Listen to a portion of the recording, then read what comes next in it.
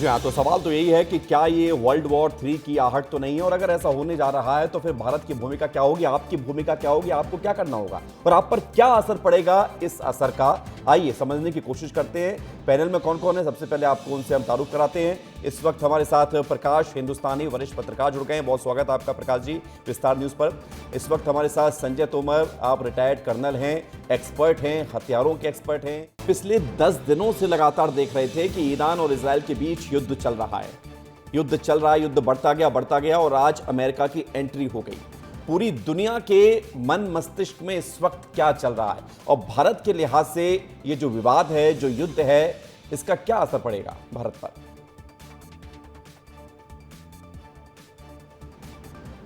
विवेक जी, इसका असर भारत पर प्रतिकूल पड़ने वाला है। सब लोग जानते हैं कि युद्ध का असर तो प्रतिकूल ही पड़ता है, लेकिन भारत के साथ दिक्कत यह है कि ईरान हमारा पड़ोसी है, हमारा सहयोगी रहा है। खास करके कच्चे तेल की आपूर्ति ईरान से हम लंबे समय से करते रहे हैं। तो इसका एक असर ये पड़ेगा कि कच्चा तेल हमें महंगा मिलेगा, जिसका असर होगा कि हमारे यहाँ पेट्रोल, डीजल और गैस महंगी हो जाएगी। दूसरा असर ये पड़ेगा कि इजराइल हमारा एक कूटनीतिक मित्र है और वो बहुत सारे मुद्दों पे हमारी मदद करता है, खास करके हथियारों के मामले में हमारी मदद करता है जी। तो हम दोनों तरफ से लूज कर रहे हैं। कोई भी जीते कोई भी हारे, हमें कोई फायदा नहीं, हमें नुकसान ही नुकसान है। विवेक जी, एक बात और है, जब डिप्लोमेसी होती है, अंतर्राष्ट्रीय कूटनीति होती है, तो कूटनीति का एक ही मकसद होता है कि अपने देश के हितों की रक्षा करना। भारत पंचशील के सिद्धांतों को अपनाता है। दशकों तक भारत ने गुटनिरपेक्षता का पाठ पढ़ा है और असली गुटनिरपेक्षता अभी देखने को मिल रही है, जब रूस और यूक्रेन लड़ रहे हैं, इजराइल और ईरान लड़ रहे हैं, अमेरिका बीच में कूद पड़ा है। ऐसे में भारत की गुटनिरपेक्षता दांव पे लगी हुई है।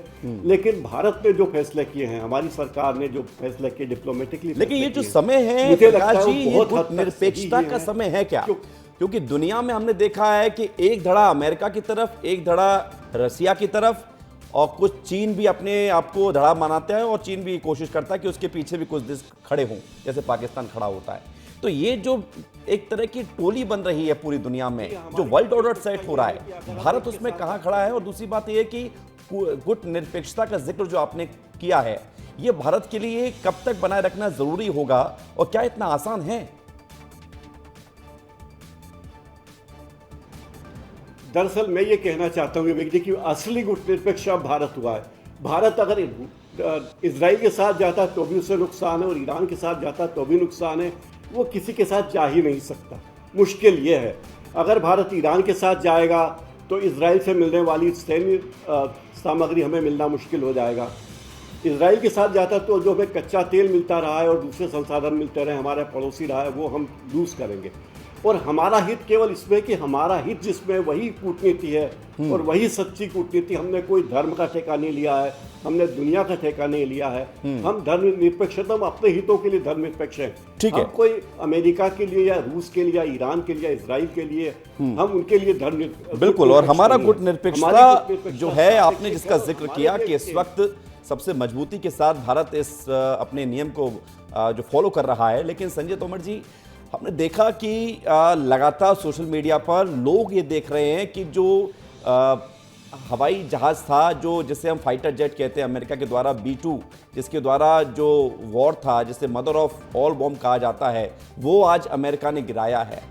इसका जो पूरी संरचना है, ये बड़ा अलग टाइप का है। इसके बारे में आपकी क्या जानकारी सामने आ पाई है और इस पूरे कॉन्फ्लिक्ट पर आपकी राय क्या है? देखिए, ये मतलब कि ये जो फर्स्ट टाइम जो है अमेरिका ने B-2 stealth intercontinental fighter bomber का इस्तेमाल किया है और सक्सेसफुली उन्होंने इस्तेमाल किया है। और ये जो 3 जो न्यूक्लियर पावर प्लांट्स थे इनके ईरान के, उसके ऊपर 6 B-2 बॉम्बर्स ने जो उनका जो क्लस्टर, उनका जो रनवे पेनिट्रेशन बॉम्ब था, जो मतलब कि जो पेनिट्रेशन बॉम्ब था उनका GBU-57, जिसका वजन 13 टन होता है और उसमें 3 टन का वॉरहेड होता है, और ये एक मैक 4-5 की स्पीड में टारगेट से टकराता है, तो इसका जो आउटपुट है वो 100 टाइम्स बढ़ जाता है। मतलब जो 3 टन का जो वॉरहेड है वो 300 टन का वॉरहेड हो जाता है। और इसलिए इन्होंने जो इनके जो न्यूक्लियर जो इनरिचमेंट प्लांट्स थे उनको जो अंडरग्राउंड थे अबाउट 80-90 मीटर्स उनको पूरी तरीके से ध्वस्त किया है। और मैं समझता हूं कि अमेरिका की एंट्री का मतलब है कि ईरान का खात्मा, ये हमको बिल्कुल समझना चाहिए। और अभी जो प्रेजेंट स्टेटस है अभी ईरान का, उनका जो नेवी है वो नॉन फंक्शनल हो गई है, उनकी एयरफोर्स नॉन फंक्शनल हो गई है। और ईरान तो कह रहे थे कि हमें कोई असर ही नहीं पड़ा है, अमेरिका ने जो किया उससे हमारा कोई बहुत नुकसान हुआ नहीं, वहां हमारा एटॉमिक जो प्लान था वो चल भी नहीं रहा था। नहीं, एटॉमिक वो इनरिचमेंट प्लांट था उनके, ये जो न्यूक्लियर का उनका जो है वो है सेंट्रीफ्यूज प्लांट है, उससे वो यूरेनियम को इनरिच करते हैं। वो अभी तक 60-70% तक ही पहुंचे थे और 3-4 साल में वो 100% तक पहुंच जाते, उसके पहले ही ये स्ट्राइक हो गई है। और ये जो युद्ध हो रहा है ये केवल उनकी न्यूक्लियर कैपेबिलिटी को जीरो करने के लिए है, क्योंकि अगर ईरान के पास अगर बॉम्ब आ गया तो वो जो बॉम्ब है वो सबसे पहले इंडिया के ऊपर गिराएंगे, दूसरा इजराइल के ऊपर गिराएंगे और तीसरा अमेरिका के ऊपर गिराएंगे।